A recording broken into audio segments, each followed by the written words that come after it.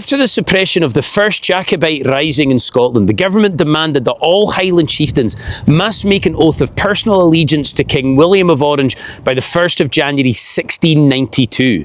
This required them to sing Simply the Best instead of Auld Lang Syne at the bells, and to appear in person in front of a court magistrate who could accept the oath on the king's behalf. In exchange for taking the oath, the chieftains were given a payment of £12,000. Basically, they were being paid for their loyalty to an Orange man that they clearly fucking despised. It was the Melania Trump approach. A series of calamitous and unfortunate events meant that one of the clan chieftains, Alistair MacDonald, chieftain of the MacDonalds of Glencoe, took the oath 5 days after the January 1st deadline. The clan chieftains were unable to take the oath of allegiance until they received permission from the deposed King James VII, who was living in exile in France.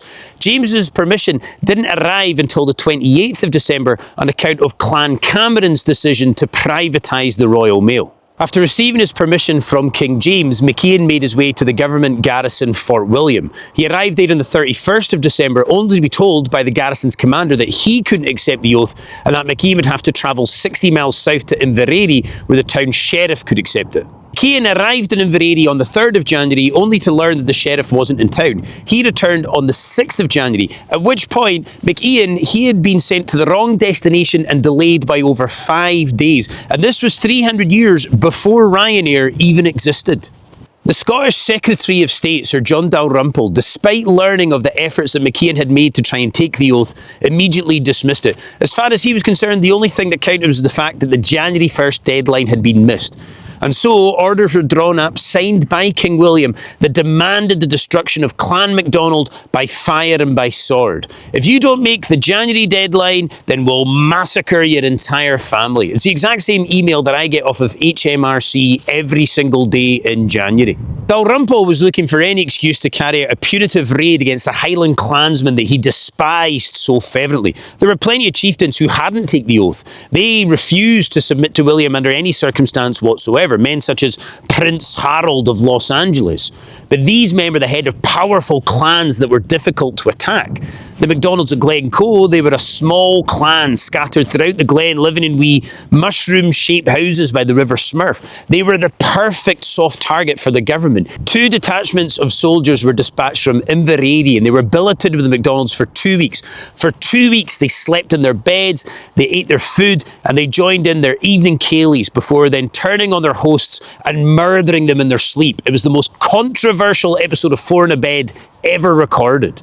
The orders came through on the 12th of February. In the morning of the 13th, the soldiers were to fall upon the MacDonalds and murder as many as they possibly could under the age of 70. It sounds like a Reform UK political manifesto pledge, that, doesn't it? Murder as many people under the age of 70 as you possibly can. It would certainly appeal to their key demographic. In the end, the operation was more badly botched than a Simon Cowell facelift. 2 supporting regiments were supposed to support the attack by blocking the glen at either end, but heavy snow meant that they weren't in place, and so most of the clan were able to escape into the icy winterlands of Glencoe, where unfortunately many of them perished. We don't have an official death toll for Glencoe, but we do know that at least 32 members of the clan were murdered by redcoat soldiers. The government response to the massacre was to try and cover it up. No one was ever held accountable, no arrests were ever made. It was like the COVID inquiry. Instead, we got the standard response to a massacre: thoughts and prayers. Bran and I travelled to Glencoe and we paid our respects at the Massacre Memorial. The incredible natural beauty of this place is still, to this day, forever associated with the terrible events that unfolded here in the winter of 1692.